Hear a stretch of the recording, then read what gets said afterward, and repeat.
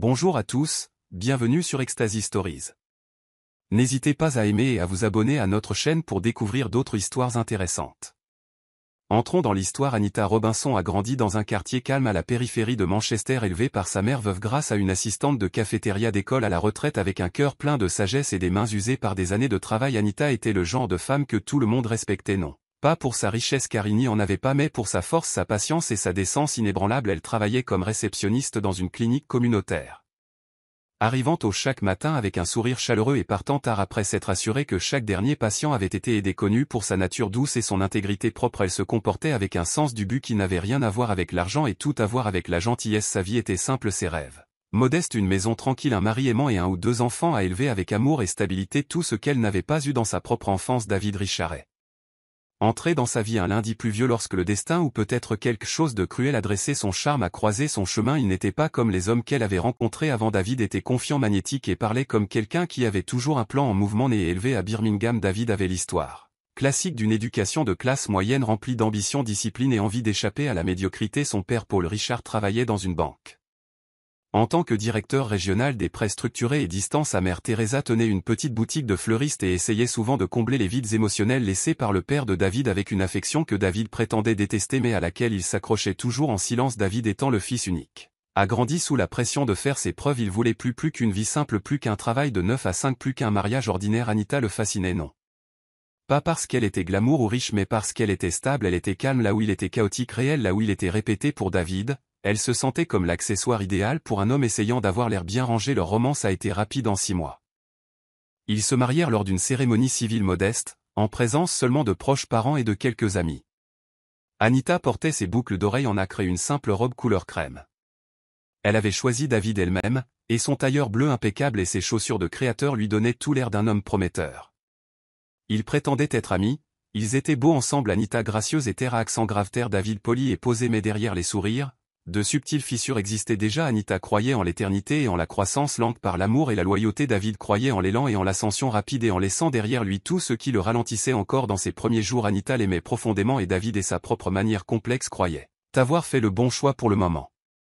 Les premières années de mariage ont mis Anita à l'épreuve d'une manière qu'elle n'avait pas anticipée. Les entreprises entrepreneuriales de David ont pris le devant de la scène dans leur vie, repoussant souvent Anita à l'arrière-plan alors qu'il poursuivait chaque opportunité avec une ambition implacable. Il a commencé avec de petits contrats, travaillant depuis la table à manger de leur minuscule appartement, la transformant en une salle de guerre encombrée de documents, de plans et de notes de pitch, de tâches de café. Anita, toujours solidaire, lui apportait des repas à des heures inhabituelles, relisait ses propositions et puisait même dans ses économies lorsqu'une de ses premières entreprises n'atteignait pas le seuil de rentabilité. Elle croyait en lui, croyait qu'avec patience et unité, ils pourraient construire une vie pleine de sens ensemble. Son amour ne résidait pas dans les grands gestes, mais dans les petits actes quotidiens. Le linge plié à 2 heures du matin, le dîner était chaud, et des encouragements lui étaient murmurés quand sa confiance s'estompait. Mais à chaque pas en avant dans sa carrière, David semblait s'éloigner d'elle émotionnellement. Le succès est devenu son nouvel oxygène. Il vivait pour les emails, les conférences téléphoniques et les réunions d'investisseurs. Ce qui était autrefois un café partagé le matin est devenu de rapides hochements de tête alors qu'il se précipitait vers la porte. Ce qui était autrefois des dîners tranquilles s'est transformé en repas en solo pour Anita, avec David enfermé dans la chambre ou à une autre réception en soirée. Elle a remarqué les changements, mais elle les a justifiés. C'est juste la saison dans laquelle nous sommes, se dit-elle. Il construit quelque chose pour nous. Pourtant, plus il progressait professionnellement, plus elle s'isolait émotionnellement. Il lui achetait toujours des cadeaux, un nouveau téléphone ici, une robe à point, mais ils avaient l'impression que c'était des substitutions, pas de l'affection. Leurs conversations sont devenues mécaniques. As-tu payé la facture, remplacé, comment s'est passée ta journée? Et quand elle a essayé de parler de ce qu'elle ressentait, David a répondu, je fais ça pour toi et pour notre avenir, ne me fais pas culpabiliser de travailler. Ses amis ont remarqué, sa mère, même les voisins ont remarqué. Anita, qui rayonnait autrefois d'une joie silencieuse, bougeait maintenant comme quelqu'un qui portait un poids invisible. Ses yeux étaient fatigués, son rire était faible. Elle se tenait toujours aux côtés de David, espérant que l'homme qu'elle avait épousé, celui qui murmurait autrefois des promesses sous la pluie, était toujours à l'intérieur, quelque part, enfoui sous l'ambition et les accords de fin de soirée. Elle a prié pour qu'une fois qu'il y serait parvenu, il ralentisse, rentre plus tôt, se souvienne à nouveau de sa couleur préférée. Mais la vérité qui se dénouait lentement en silence était que David avait déjà commencé à glisser dans une version de lui-même qui n'avait pas besoin de partenaire, juste une pom-pom girl en arrière-plan. La grossesse n'était pas prévue, mais quand Anita a découvert qu'elle était enceinte, elle a souri à travers ses larmes et l'a accueillie comme une bénédiction. Elle avait toujours rêvé de devenir mère, d'avoir quelqu'un dans qui déverser son amour, quelqu'un à élever avec tendresse et force. Quand elle l'a dit à David, il a cligné des yeux une fois, puis a dit « On va gérer » avant de replonger dans son ordinateur portable. Ce n'était pas la réaction. Elle espérait mais elle l'a balayé en pensant. Il était juste débordé de travail pendant toute la grossesse, elle est allée seule à ses rendez-vous, a lu des livres sur la parentalité au lit et a préparé la chambre d'enfant avec l'aide de son amie Rachel, une voisine joyeuse qui remplaçait un mari qui avait toujours des réunions importantes. David lui a acheté un berceau ultramoderne et une poussette design mais il ne lui a jamais demandé comment elle se sentait ou si le bébé avait donné des coups de pied ce jour-là. Le jour où Déborah est arrivée était tout sauf paisible. Anita a commencé le travail à 4 heures du matin. Un dimanche, elle a perdu les os dans la cuisine et, dans la douleur et la panique, elle a appelé David qui était dans une autre ville pour un lancement de produit. Il a répondu d'un air ensommeillé et irrité et a dit qu'il essayait de prendre un vol plus tard dans la journée. « Respire juste, ce n'est pas comme si c'était le premier bébé jamais né », a-t-il marmonné avant de raccrocher.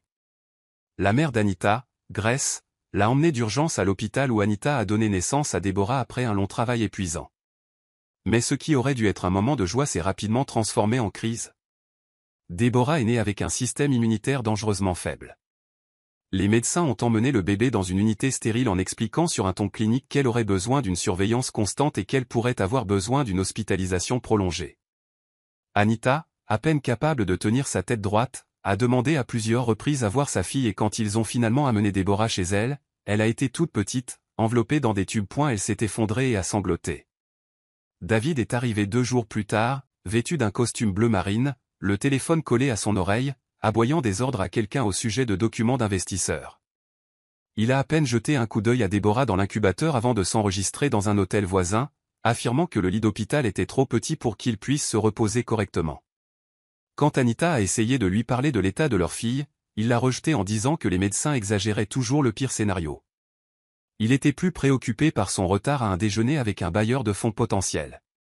Ce soir-là, alors qu'Anita était assise seule aux côtés de Déborah, fredonnant une berceuse que sa mère lui avait chantée un jour, elle a réalisé quelque chose d'effrayant. David était devenu un étranger dans le moment le plus important de leur vie. L'hôpital a libéré Déborah après 3 semaines. Mais avec des instructions strictes, une désinfection constante, des visites mensuelles chez un spécialiste et une extrême prudence face à l'exposition aux autres, Anita a suivi chaque directive avec la protection féroce d'une mère à cran. Ces journées tournaient autour de la désinfection des surfaces, de l'ébullition des biberons 2 fois, du suivi de chaque respiration de Déborah la nuit. La moindre fièvre la faisait sombrer dans la peur.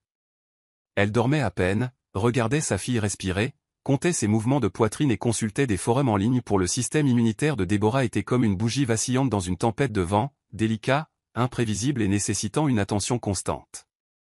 Anita supportait tout avec une endurance tranquille, espérant que sa diligence donnerait à Déborah une chance de se battre. Mais tandis qu'elle s'enfonçait plus profondément dans les exigences émotionnelles et physiques de la maternité, David commençait à s'éloigner davantage. Au début, c'était le travail, de longues heures au bureau, des réunions stratégiques consécutives et des dîners de réseautage qui semblaient s'étendre au-delà de minuit. Il avait toujours une raison, toujours un SMS pour s'excuser. Cet accord pourrait tout changer pour nous. Il disait ou ne m'attends pas. Je serai en retard.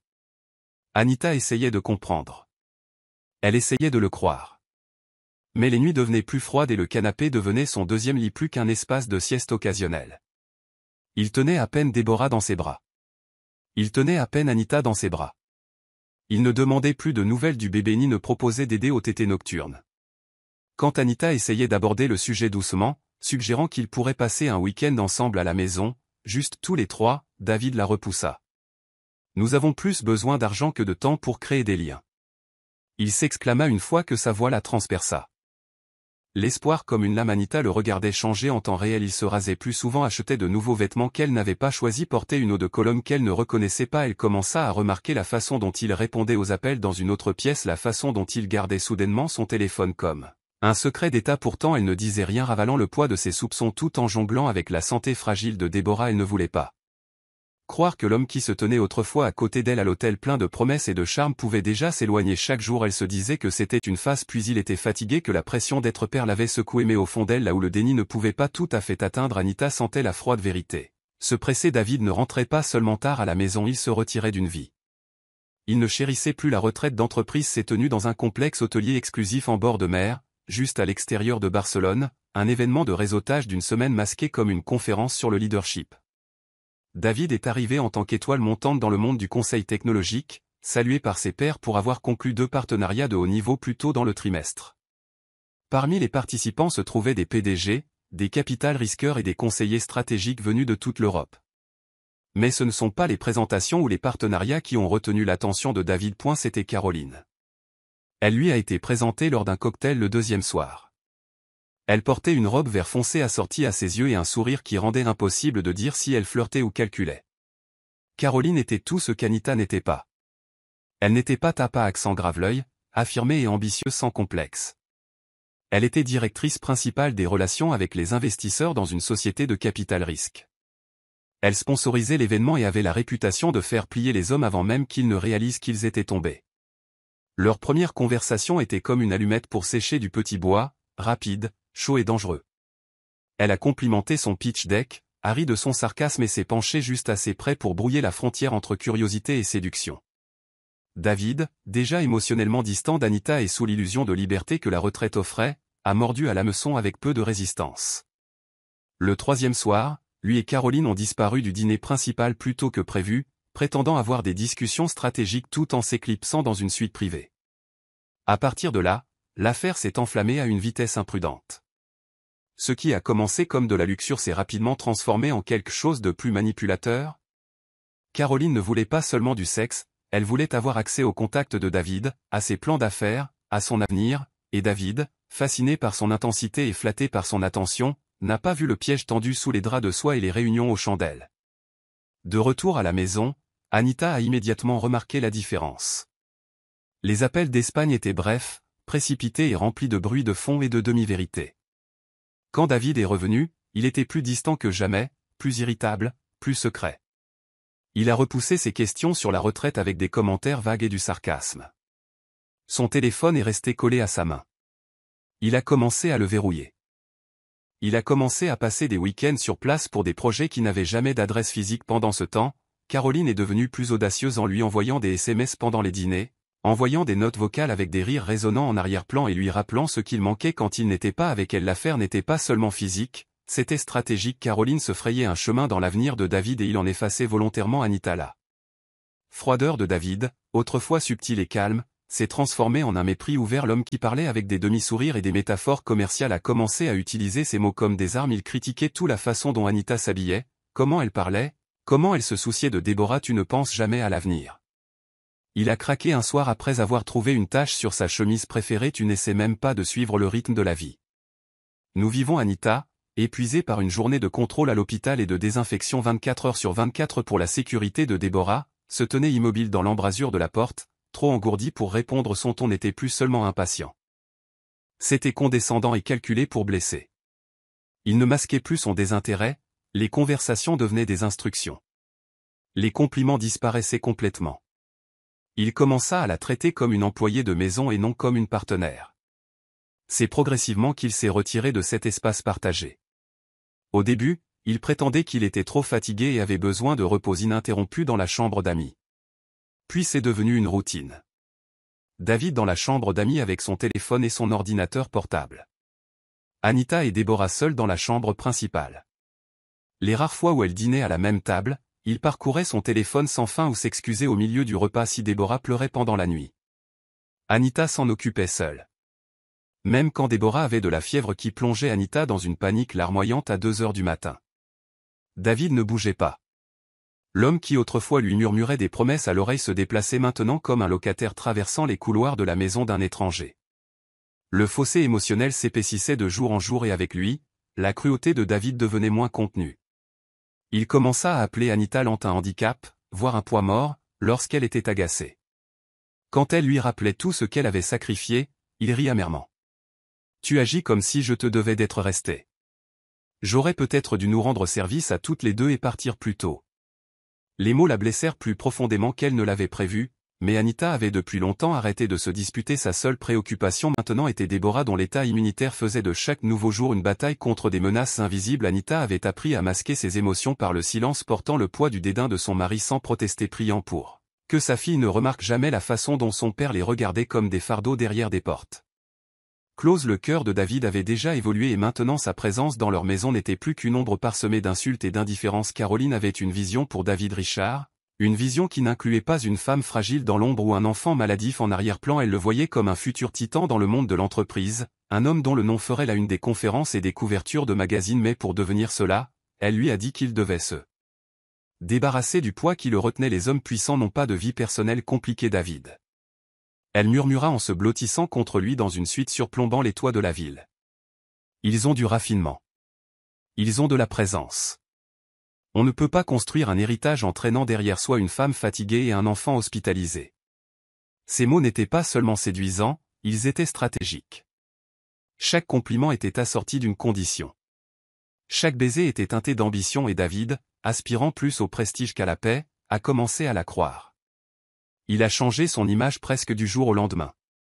Il a embauché un nouveau styliste, a mis à jour ses profils publics et a commencé à apparaître à des événements de réseautage haut de gamme avec Caroline à son bras. Pas officiellement, pas encore point, mais toujours assez proche pour susciter des murmures. Il a supprimé de vieilles photos de famille de ses réseaux sociaux en prétendant que cela faisait partie d'un audit de marque à la maison. Il est devenu encore plus absent, disparaissant pendant des jours sous prétexte de mission de conseil hors de la ville. Anita attendait de trouver Deborah en train de tousser à 3 heures du matin alors que le côté du lit de David restait intact quand elle appelait pour demander de l'aide, parfois juste pour se faire conduire à l'hôpital. Il répondait avec irritation ou ignorait complètement l'appel. Des responsabilités comme la paperasse médicale, les courses à la pharmacie et même l'achat de lait maternisé étaient désormais à elle seule. Pour empirer les choses, David a commencé à se présenter publiquement comme un homme célibataire. Il a qualifié Anita d'ex.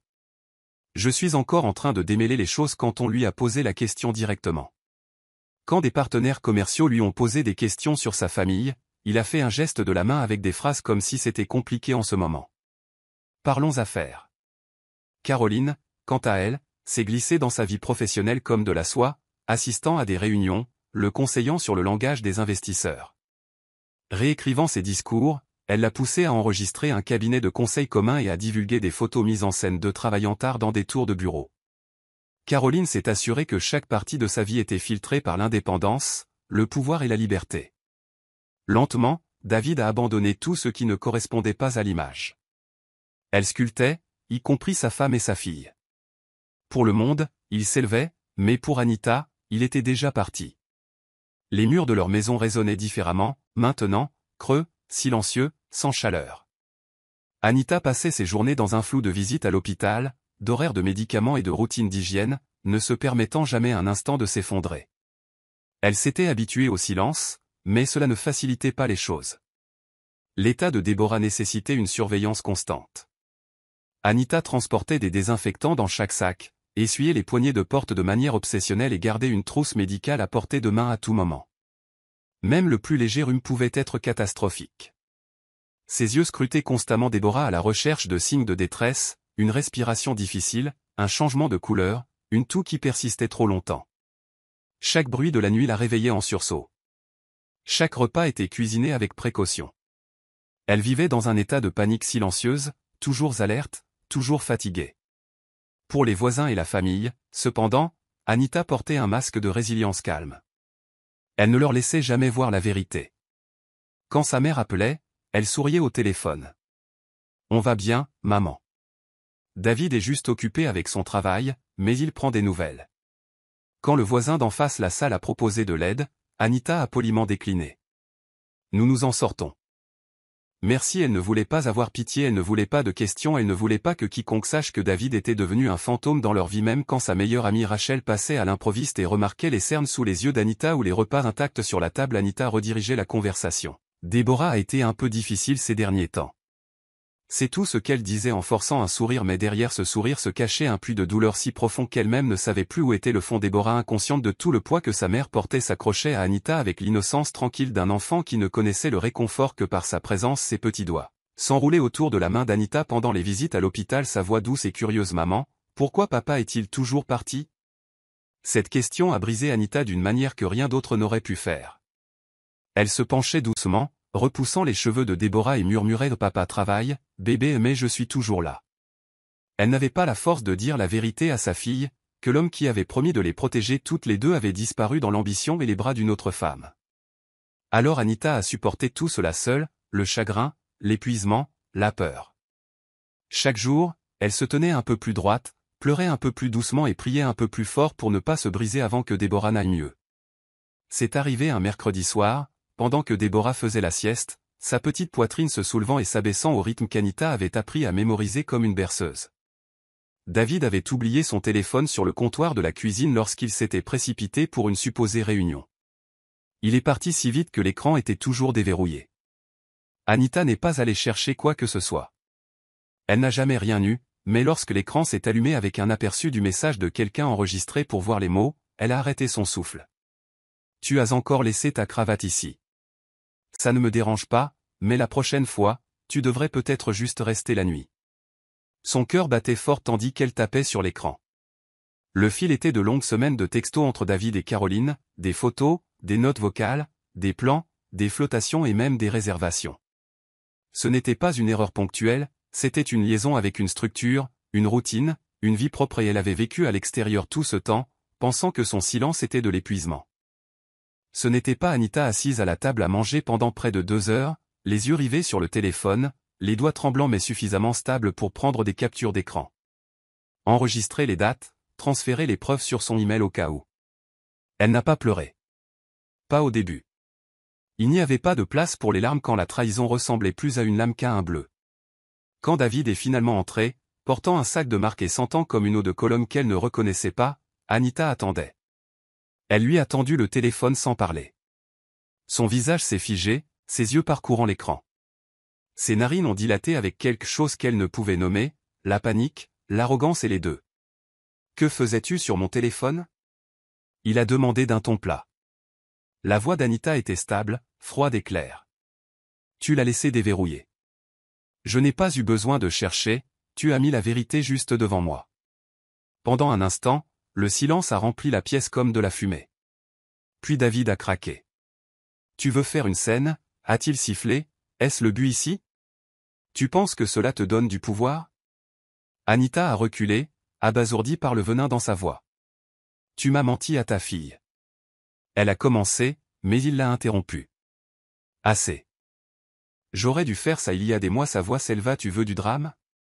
Très bien, prenons un avocat, je vais demander le divorce. Tu ne peux clairement pas gérer le genre d'homme que je deviens. » Et juste comme ça le fil est resté suspendu dans l'air lourd et tranchant. Il ne s'est pas excusé, il n'a pas nié, il s'est simplement détourné, marcha vers la chambre d'amis et claqua la porte. Anita resta immobile, les mains serrées à ses côtés, le monde autour d'elle inchangé, mais son cœur brisé au-delà de toute réparation. La suite pentouse bourdonnait de jazz bas et du tintement des verres à vin. Les rideaux étaient tirés, les lumières tamisées d'une teinte dorée qui dansait sur le sol poli. David était allongé torse nu sous des draps couleur crème, un bras drapé paresseusement sur l'épaule nue de Caroline. Elle posa sa tête sur sa poitrine faisant défiler les emails sur sa tablette tout en discutant de stratégie pour un prochain brunch d'investisseurs. Tu dois porter quelque chose d'audacieux.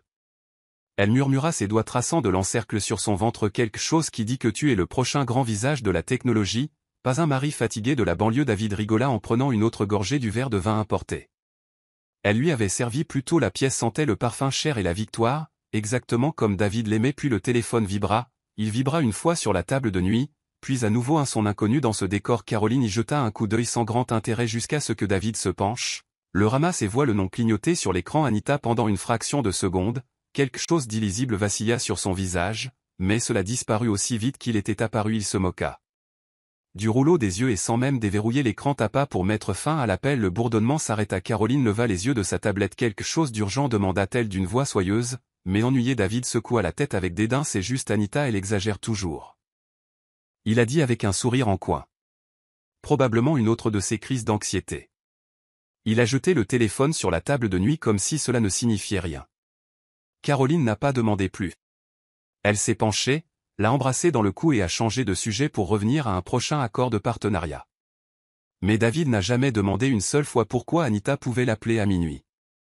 Il n'a pas considéré l'heure, le désespoir derrière l'appel ou la possibilité que quelque chose n'allait pas à ce moment-là. Anita n'était rien de plus qu'un bruit de fond dans une vie qu'il avait déjà rebaptisée et avec un tapotement du doigt et 5 mots négligents. Il a coupé les ponts avec une famille qui s'effondrait sans lui dehors, la pluie tombait plus formée à l'intérieur de la suite, David Richard est retourné à la chaleur d'une autre femme, inconsciente de la tempête qui attendait de le briser. Les portes de l'unité de soins intensifs pédiatriques se sont fermées en claquant, isolant Déborah du monde avec une finalité qui a résonné dans la poitrine d'Anita comme un coup de tonnerre. Les infirmières et les chirurgiens se déplaçaient rapidement.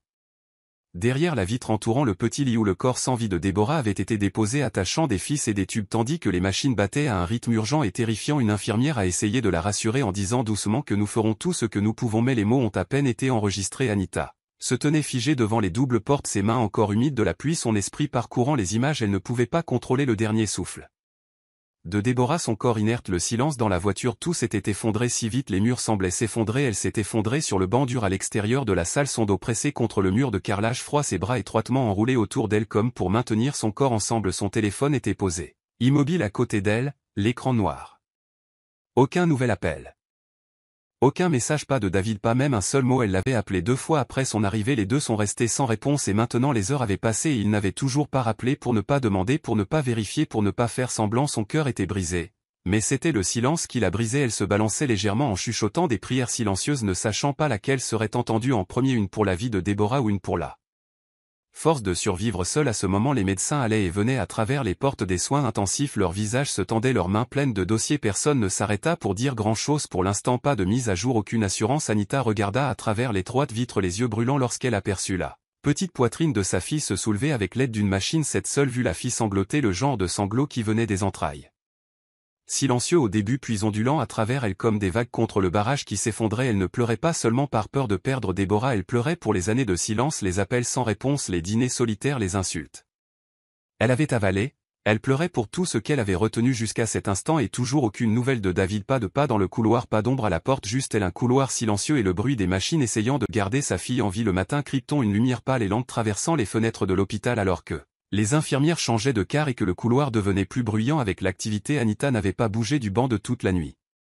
Ses jambes étaient raides, ses mains froides et ses yeux creux à cause d'heures de pleurs silencieux. À un moment donné, une infirmière a drapé une couverture sur ses épaules. Elle n'avait même pas remarqué à l'intérieur de l'unité de soins intensifs. Déborah restait immobile, entourée de fils et de machines bipant doucement, sa petite silhouette à peine visible sous un drap fin. Anita observait chaque instant à travers la vitre, les yeux fixes, l'âme douloureuse, refusant de cligner des yeux trop longtemps au cas où elle raterait quelque chose. Peu de temps après, un chirurgien pédiatrique et un médecin senior se sont approchés. Ils marchaient lentement avec des visages trop posés pour apporter de bonnes nouvelles. Anita s'est immédiatement levée, s'appuyant contre le mur alors qu'il s'arrêtait devant elle. Le médecin plus âgé a parlé en premier. Madame Richard, dit-il doucement, l'état de votre fille a stabilisé, mais seulement temporairement. L'infection a causé de graves complications. Son système immunitaire ne peut plus se battre seul. Le rythme cardiaque d'Anita résonnait dans ses oreilles. Nous avons fait tout ce que nous pouvions médicalement, le chirurgien a ajouté. Déborah a besoin d'une greffe de moelle osseuse immédiatement, sans cela elle ne survivra pas à la semaine. Les mots restaient suspendus dans l'air comme des éclats de verre et Anita avait du mal à respirer à travers le couloir tourné. Comment, combien de temps? Elle murmura. Nous avons déjà envoyé la demande de correspondance au registre national des donneurs, le médecin a dit, mais même avec une correspondance, c'est risqué, nous avons besoin d'un consentement et d'un financement immédiatement. Anita hocha la tête d'un air engourdi, son esprit déjà en ébullition. Elle n'était pas prête à traiter l'argent, le temps, la paperasse, les correspondances. Sa fille était en train de mourir, son bébé avait besoin d'un miracle. Les mains tremblantes, elle prit son téléphone et fixa le même nom qui hantait son écran depuis des heures. David Richard, son pouce plana puis appuya sur « Appeler ». Le téléphone sonna une fois, 2 fois, puis de nouveau elle resta là, faisant les 100 pas tandis que la ligne continuait à bourdonner et finalement, elle s'arrêta directement. Sur la messagerie vocale, il l'avait ignorée à nouveau. Elle appela la 2e fois, pas de réponse. Une 3e fois bloquée. Anita fixa l'écran, ses mains tremblaient si violemment que le téléphone faillit glisser, ses genoux fléchirent et elle s'effondra sur le banc, enfouissant son visage dans ses mains. Cette fois, elle ne pleura pas doucement, elle pleura avec l'agonie d'une mère regardant son enfant s'éteindre tandis que l'homme qui l'avait aidé à créer refusait de s'en soucier. Plus tard dans la soirée, après des heures d'attente et de prières sans nouvelles, Anita fut finalement autorisée à tenir Déborah pendant quelques précieux instants. Les infirmières apportèrent un berceau stérile spécial et, les mains gantées et les yeux remplis de larmes, Anita berça sa fille contre sa poitrine. La respiration de Déborah était superficielle, ses yeux papillonnaient faiblement sous des cils fins. Anita lui murmurait à l'oreille des histoires en chantant la berceuse que sa mère lui chantait autrefois, lui promettant de ne pas la lâcher. La chambre d'hôpital était immobile. Une des jeunes infirmières, émue par la vulnérabilité brute devant elle, demanda doucement à Anita, puis-je prendre une photo pour vous? Sans trop y penser, Anita hocha la tête. L'infirmière captura le moment. Anita dans sa blouse d'hôpital, cheveux en bataille à cause du manque de sommeil, tenant Déborah dans ses bras, les yeux fermés de douleur et d'amour. Plus tard, cette même infirmière submergée par l'émotion a posté l'image anonymement sur une page de soutien aux soins de santé en écrivant ceci: une mère est seule dans notre hôpital depuis 3 jours, son enfant se bat pour sa vie, elle ne la quitte jamais, sa force est quelque chose que je n'oublierai jamais. La photo a pris feu en quelques heures. Elle s'est répandue sur les réseaux sociaux Instagram, Twitter, Facebook. Les gens l'ont repartagée avec des légendes comme priez pour cette mère et est-ce que quelqu'un la connaît? Elle a besoin d'aide. Les blogueurs l'ont récupérée, les journalistes ont contacté l'hôpital. Les dons ont commencé à affluer d'inconnus qui ne connaissaient même pas son nom. Anita ne savait pas que la photo avait été publiée. Elle ne savait pas qu'elle était devenue un symbole de force silencieuse pour des milliers de personnes à travers le pays. Tout ce qu'elle savait, c'est que le cœur de sa fille s'affaiblissait et que le temps pressait. Mais quelqu'un d'autre a vu l'image de Joshua Bennett, une ancienne connaissance d'Anita d'il y a des années. Ils avaient travaillé dans le même centre d'appel avant qu'elle n'épouse David et il l'avait discrètement admiré à l'époque. Ils avaient perdu contact. Maintenant, un entrepreneur à succès vivant juste à l'extérieur de Londres, Joshua a fait défiler l'image tout en parcourant un blog d'actualité virale.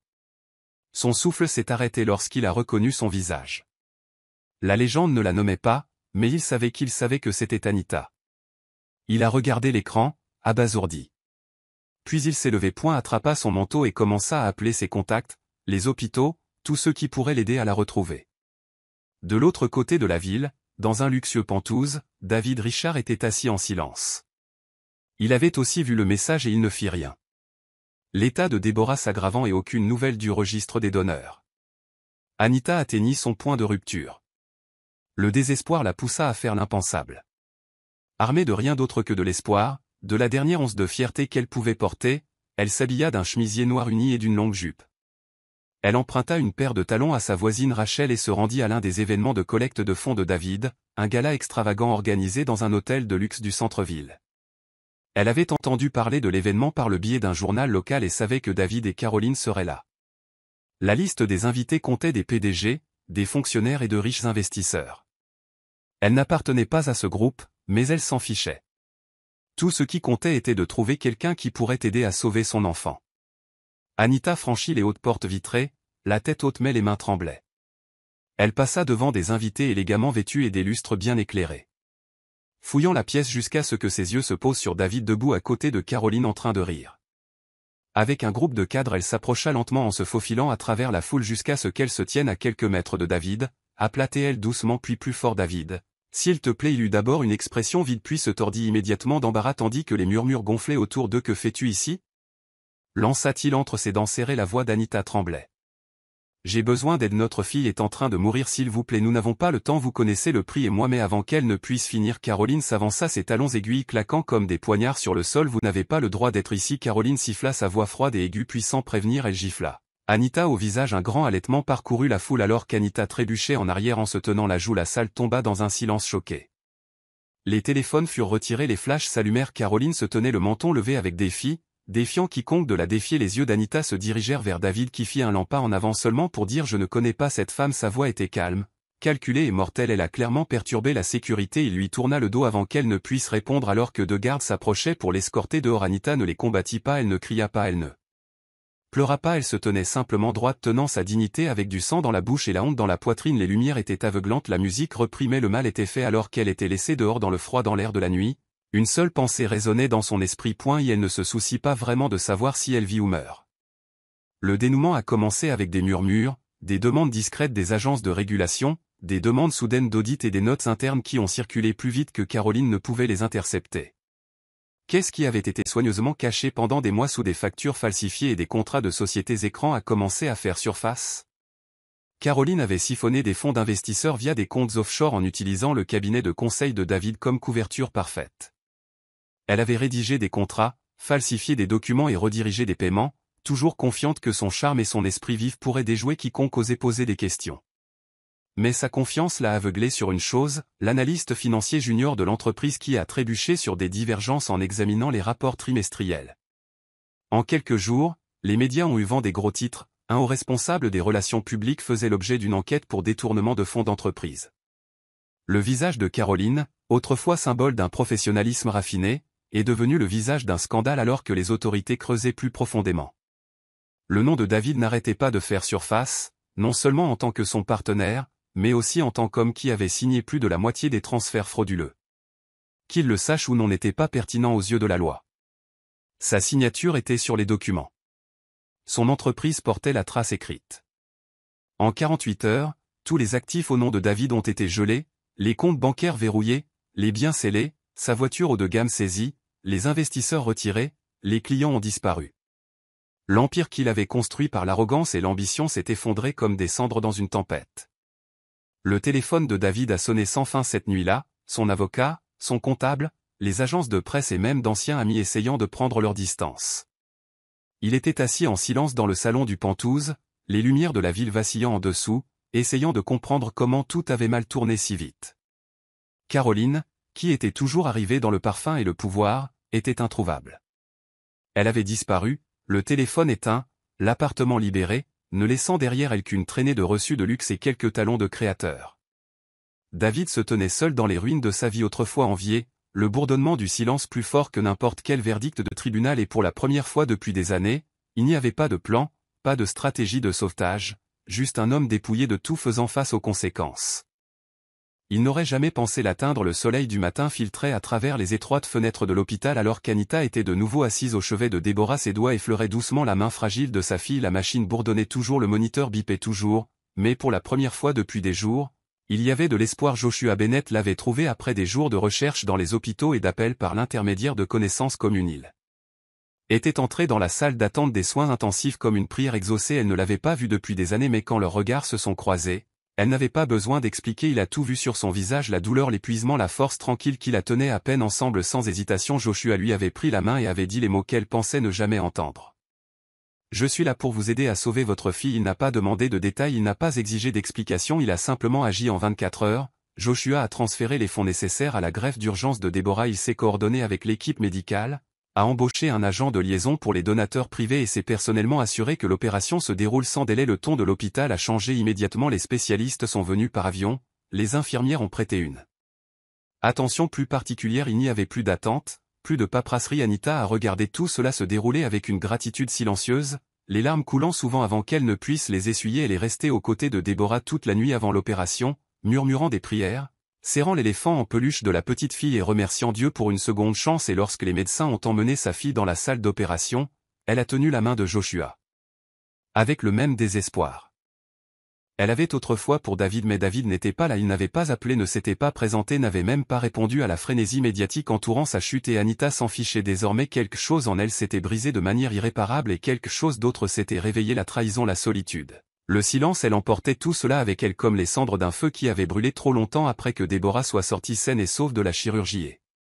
Stable en convalescence et qu'elle ait besoin d'un changement de numéro discret, elle a contacté son avocat et lui a demandé d'entamer une séparation totale, pas de garde partagée, pas de contact, pas d'explication. L'accès de David à sa vie était terminé, elle a emménagé dans une petite location que Joshua avait arrangée près de l'hôpital, loin du Penthouse, loin de la douleur. Pour la première fois depuis des années, elle a respiré, non pas parce que la vie était soudainement devenue parfaite, mais parce qu'elle avait finalement laissé partir l'homme qui l'avait presque détruite. Caroline a disparu comme un fantôme, sans avertissement, sans trace et sans remords. Un instant, son nom a fait la une des journaux et l'instant d'après, elle avait tout simplement disparu. Les enquêteurs ont révélé qu'elle avait retiré de grosses sommes en crypto-monnaie. Des semaines avant que le scandale n'éclate, elle cachait des fonds et des comptes intraçables et réservait un vol aller simple vers une destination privée sous un autre nom. Des images de surveillance la montraient embarquant dans un jet sur une petite piste d'atterrissage juste à l'extérieur de la ville, portant des lunettes de soleil surdimensionnées, un trench coat et le même sourire satisfait qui avait autrefois charmé les salles de conseil. Elle n'a laissé aucune note, aucune confession et certainement aucune excuse. Elle se fichait de savoir qui elle brûlait, et encore moins David. Dans son esprit, le jeu était terminé et elle avait gagné. Le coup a frappé David plus fort que n'importe quel titre ou gel bancaire. Lorsqu'il est arrivé à son appartement en quête de réponse, la porte était grande ouverte et l'endroit était nu. Pas de vêtements. Aucun dossier, aucune trace de son contact, juste le silence et un avis d'expulsion sur le comptoir de la cuisine. Il se tenait au centre de l'appartement vide, clignant des yeux devant la vacance comme s'il essayait de se réveiller d'un cauchemar. La femme qui lui avait autrefois promis pouvoir et partenariat avait disparu, ne le laissant avec rien d'autre que des dettes, des assignations à comparaître et une avalanche de disgrâces publiques. Les médias ont dévoré l'histoire selon laquelle David est soit un imbécile, soit un complice, selon l'heure. D'anciens alliés ont refusé de le rappeler, même ceux qui admiraient autrefois son ascension se sont maintenant éloignés de sa ruine. David a traversé les jours comme un fantôme lui-même, dépouillé de richesses, dépouillé de statut et bientôt dépouillé de liberté. Des avis juridiques s'empilaient à la porte du Penthouse désormais à moitié vide. Il ne pouvait plus se le permettre, les enquêteurs l'ont fait exploser pendant des heures, les banques ont envoyé des avertissements finaux. Même la voiture qu'il affichait autrefois avait été remorquée en plein jour, observée par des voisins curieux qui chuchotaient derrière des stores fermés. Chaque appel à l'aide qu'il lançait était accueilli par le silence. Il était vraiment complètement seul. Non, Caroline. Pas de carrière.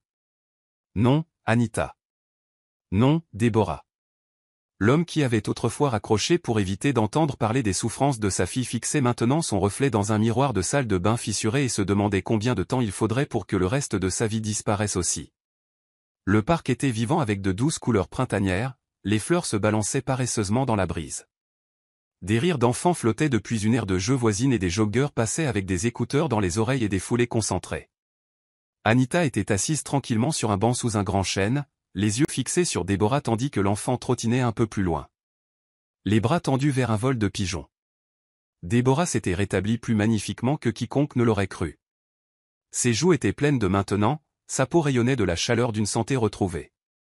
Joshua était allé chercher des collations d'un vendeur voisin laissant la mère et la fille profiter d'un rare moment de paix. Les lèvres d'Anita se courbèrent en un léger sourire tandis que Déborah se retournait et faisait un signe de la main en riant. David Richard n'avait pas prévu d'être dans ce parc, il vivait dans une maison de transition à proximité après avoir perdu son appartement arborant maintenant l'apparence d'un homme bien loin des salles de conférence et de l'éclat. Ses vêtements étaient froissés, sa barbe inégale et l'éclat perçant de ses yeux s'étaient ternis en un mélange de honte et de désespoir. Il marchait sur les mêmes chemins chaque après-midi, ne sachant pas si par habitude ou par culpabilité ce jour-là, le destin l'a placé directement devant ce qu'il avait jeté. Quand il leva les yeux et vit Anita et Déborah ensemble, il lui fallut un moment pour respirer. Le rire de Déborah le frappa comme un éclair clair doux familier. Ses jambes bougèrent sans ordre, il avança lentement, le cœur battant, les yeux fixés sur Anita. Elle avait l'air différente, plus forte, plus radieuse dans sa manière calme. Il ouvrit la bouche. Anita, sa voix était rauque, à peine audible. Elle se tourna, fixa son regard et pendant un bref instant le monde s'arrêta. Son expression ne changea pas, elle ne scia pas, elle ne broncha pas.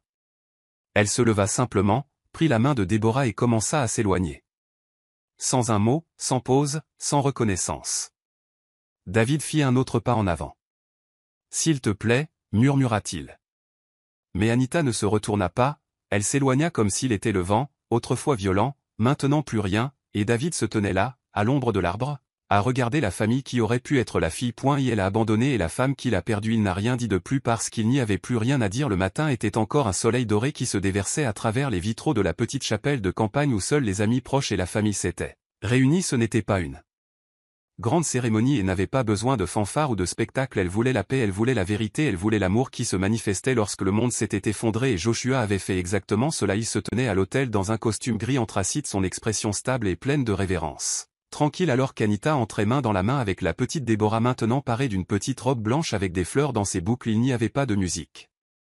Mais le doux bourdonnement des oiseaux dehors, il n'y avait pas de bruit, mais le rythme des cœurs enfin au repos. Anita marchait lentement vêtue d'une robe simple et élégante, ses yeux se fixaient sur l'homme qu'il avait vu au pire et qui était resté quand même alors qu'elle s'approchait de l'autel. Déborah lâcha sa main et courut en avant, les bras enroulés autour de la jambe de Joshua. La chapelle éclata d'un rire doux et même les larmes d'Anita ne purent cacher son sourire. Elles échangèrent leurs vœux sous les mêmes branches de chêne qui, une fois qu'il les a protégés pendant les heures d'attente à l'hôpital, les mots de Joshua étaient humbles et sincères.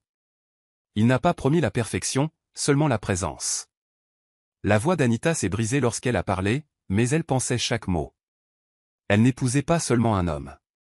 Elle choisissait la paix, choisissant la gentillesse, choisissant un avenir qui ne nécessitait pas de survivre, mais offrait un sanctuaire.